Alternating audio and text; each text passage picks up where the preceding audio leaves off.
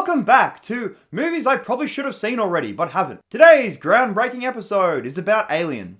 I've been watching a lot of Alien stuff lately. Is the Ben 10 video out yet? I don't know.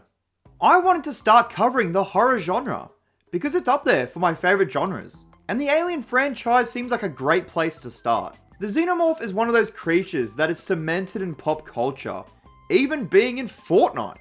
I mean, everyone's in Fortnite. Maybe I should do the Predator series as well. Enough pondering! Let's jump into the 1979 classic. Wow. Just wow. I haven't had this kind of movie experience, I think, ever. What Alien does super well is build its atmosphere to be really creepy and uneasy. I was immediately put on edge and stayed there for the duration of the film. My ass hurts.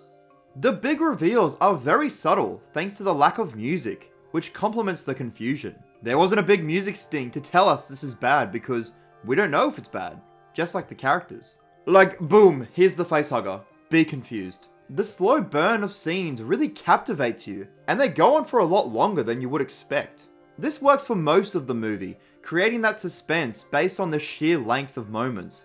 But it also leaves a few scenes feeling like they drag. I don't need to spend 10 minutes watching a dude I don't care about looking for a cat. Jonesy, get Jonesy, Jonesy. It does lead to the first Xenomorph kill, but it's completely off screen. All of the kills are off screen for the most part, probably because the Xenomorph looks dumb as hell when it moves. It's clearly just a dude in a suit, which, duh, but feels really cheap. Get your shit together, 1979.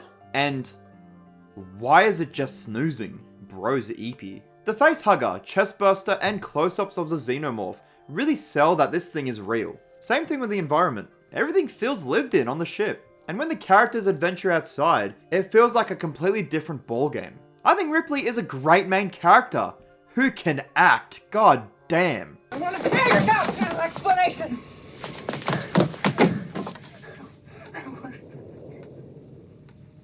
I've never felt such second-hand terror from a movie, and I don't really like it. I love all her interactions with the other members of the crew, and especially Ash. Every conversation they have is coded in a mist of sus, since you don't trust or untrust Ash. Turns out not trusting was the right idea, since his ass is a clanker. Wicked movie though. Like seriously, I did not expect to enjoy it as much as I did. I felt very immersed in the characters, the story, and even the clanker.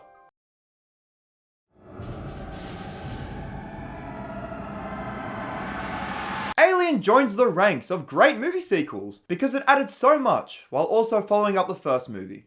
It wouldn't be hard to follow that last entry since it took place in one location and had one creature. So Aliens decided to expand everything. More likable characters who could have easily just been death fodder, but each had personalities.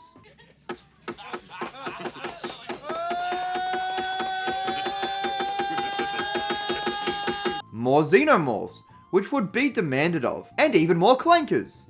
But we like them this time, since Bishop was a real one. It seems like we might be on track for a movie that can top the original, but there were some things holding it back. I think both movies are good in their own ways, like how this movie lacks the suspense of the first, but makes up for it with cool action scenes. The Xenomorphs are a little more absent, but we get a lore drop that there is a queen that lays the facehugger eggs, and she is beautiful. Ripley continues to be a great protagonist as she takes it upon herself to protect this child while facing her demons. Literally speaking, since she fights the Queen with a power loader. There's the neuron activation. Seriously, Ripley is such a badass. But why must she be in her underwear so much? I'm glad they haven't made her into this sex symbol or anything, but this is getting kind of close. Instead, we see a softer, more nurturing side, as she takes care of Newt, and grew to not mind Bishop, considering her last encounter with the synthezoid. While I was enjoying my time here, some problems showed themselves. There was an attempt to recapture the tense nature of the last film, with a lot of moments of the characters looking around, but all I could find was the back of my eyelids. No scenes lived up to the suspense shown before, and it made them feel like they dragged on again. It doesn't work the second time because we already know what they're about to deal with, so there's no mystery. And same thing with the kills here, because they are all off screen. Hang on, except Bishop, who was ripped in two. You could kind of get away with it in Alien, letting it be more spooky, but we want to see this shit happen. I'm also not a fan of Burke being a profit-hungry villain. I shouldn't have to say why. Stereotypical villain. While it has its problems, Aliens is still a fantastic movie that can almost stand alongside the first movie. They better be careful though, because this could get stale quickly.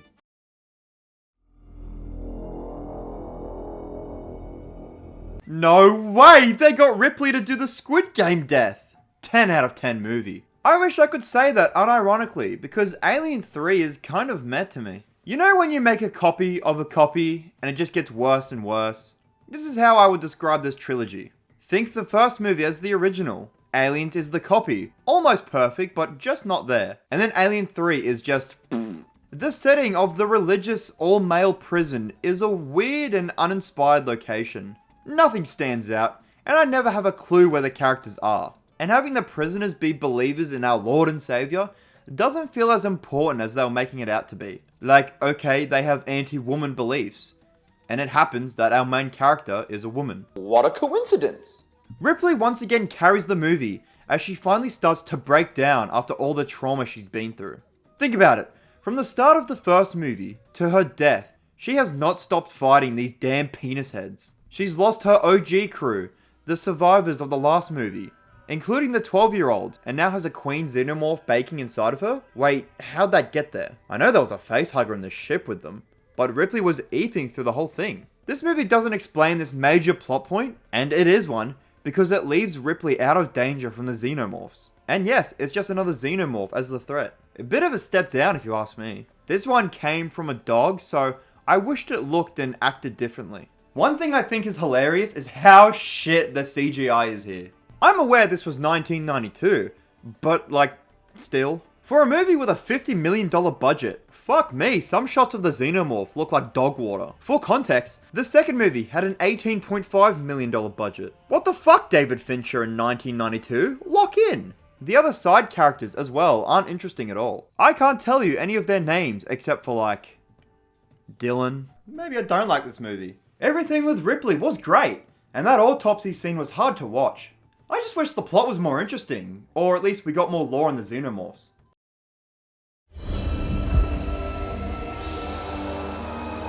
Alien Resurrection has a cloned Ripley who is part xenomorph, and is freaky as hell, and not in a good way. You're gonna make us all very proud.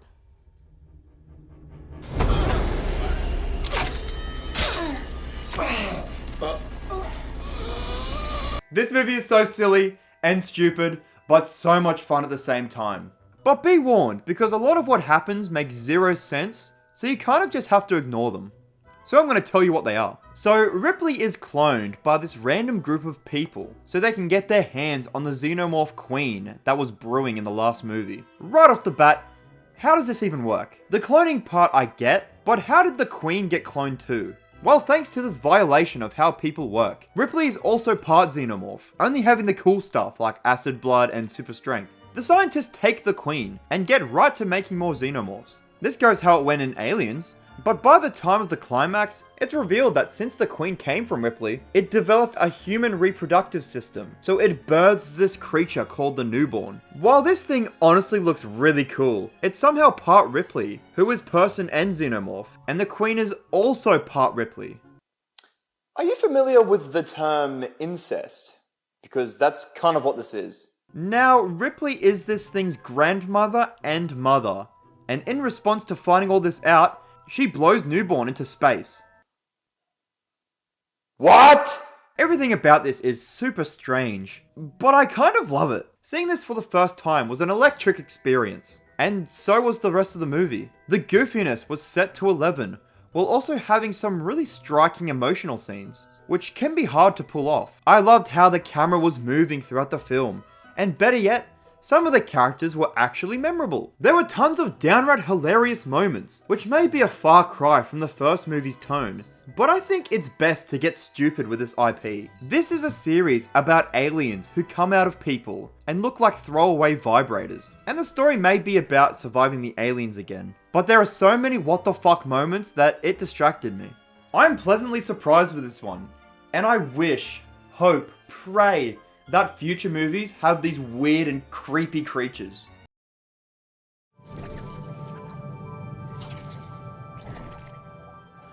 After 4 movies that are fundamentally the same, Prometheus does something different and acts as a prequel to those films. It feels completely disconnected from the Aliens franchise, but that's why I like it. I never thought that we only had to focus on the xenomorphs, when there could be a universe full of different creatures. Enter this movie, where we mainly focus on giant naked men. The engineers are such a freaky concept to me because they are very uncanny. The whole plot based itself around this team of researchers finding these guys because they may have created humans. They actually expand the lore of this universe, since we've actually seen an engineer before in the very first movie.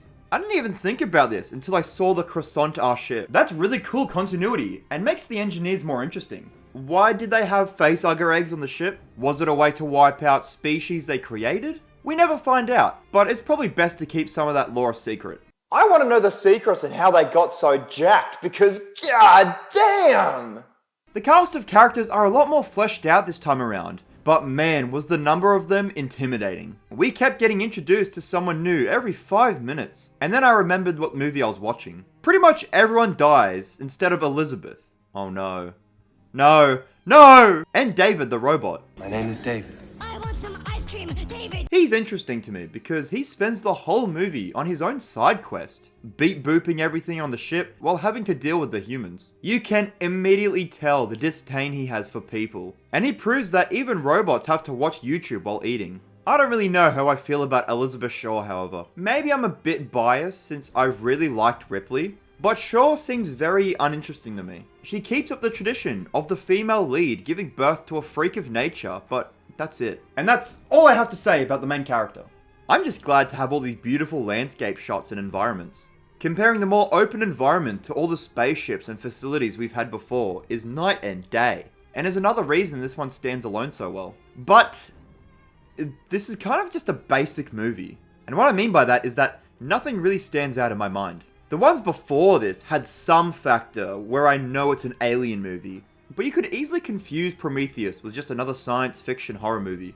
I still enjoyed the film, but it might be one I don't remember well going forward. It leaves on a cliffhanger, which I assume will be followed up on in the next movie, so let us continue.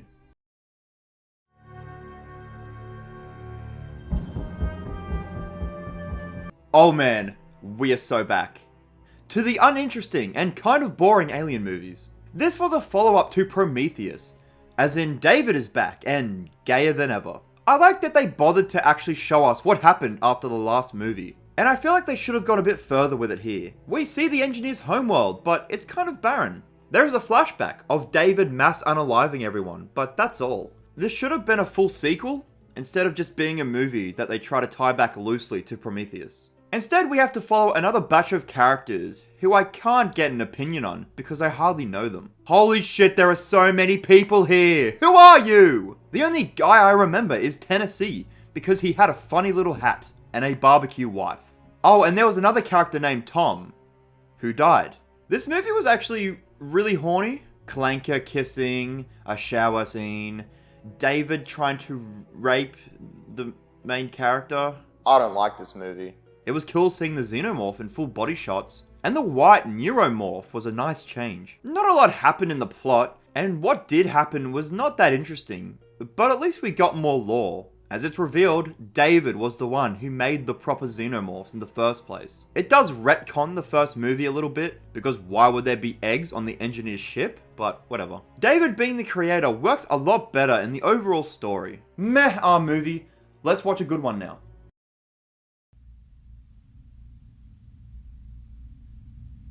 Alien Romulus feels the most like a return to form of that 79 classic. It has the same suspenseful nature that never fully lives up to the original, but still does work.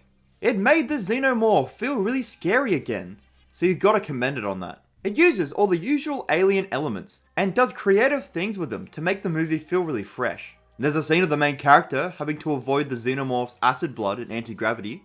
There's another freaky hybrid creature, and a special synthetic. Andy joins David in the ranks of being a really gripping character, and becomes my favourite. I love the way he changes throughout the film, and his programmed character arc is really enjoyable to watch. What is also enjoyable to watch is the infamous creature known as the Offspring. This may be the creepiest monster in the franchise, and my god, I love it. They did a great job merging xenomorph and human, giving us this thing of nightmares. Why does the series love having its female characters give birth to these abominations? Gotta be someone's fetish.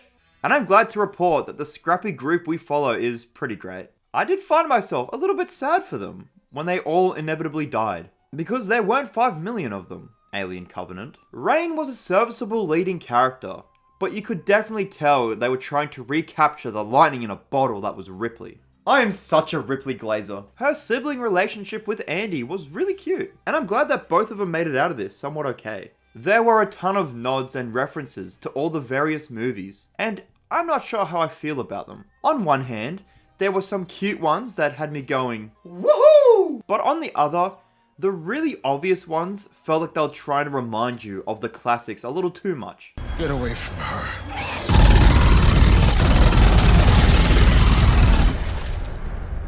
You bitch. Right now, I'm leaning towards they are fine, but I don't know. While I was impressed with this movie, enjoying the return to the feel of the first movies, I do still really want to see David after Covenant. He was so captivating to me, and we left him on a devious cliffhanger. Maybe that'll continue in Alien Earth, but I doubt that.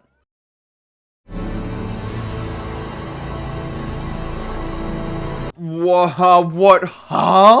Alien Earth did not go where I was expecting it to, because this shit was weird as hell. It's about children whose mind have been put into robot bodies. This is fucking bonkers, and pretty out of left field for this franchise. Where I found myself being the most interested was all the weird creatures shown. What a surprise, I know. Come on man, the eyeball monster is so intriguing. The sheep it possesses is mad creepy, and I was so curious to see what it was planning, because it was a smart cookie. Unfortunately, this series doesn't end in a satisfying way for me. I know there will probably be more seasons, but this one felt like it built up to nothing. No big reveals or character arcs complete. The most we got is the hybrids taking over the Prodigy facility. Just felt like they were setting up season 2 more than actually wanting to finish this story. There are some decent human characters, but a lot of them I don't care for. Like, I enjoyed Morrow, and the non-linear storytelling the show does with him is cool. We first meet him after a classic alien disaster has taken place. Then 4 episodes later, we see how he got in this position in the first place. The way he manipulates slightly to get the creatures back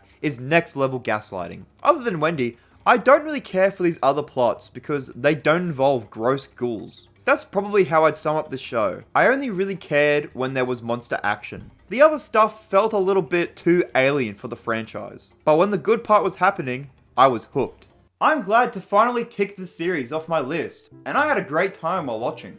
It did kind of lose its way a bit, delivering less than stellar movies, but they have some merit to them, and I obviously rank them. Alien 3, Alien Covenant, Alien Resurrection, Prometheus, Alien Earth, Alien Romulus, Aliens, Alien. Now I must continue watching Ben 10. See you soon.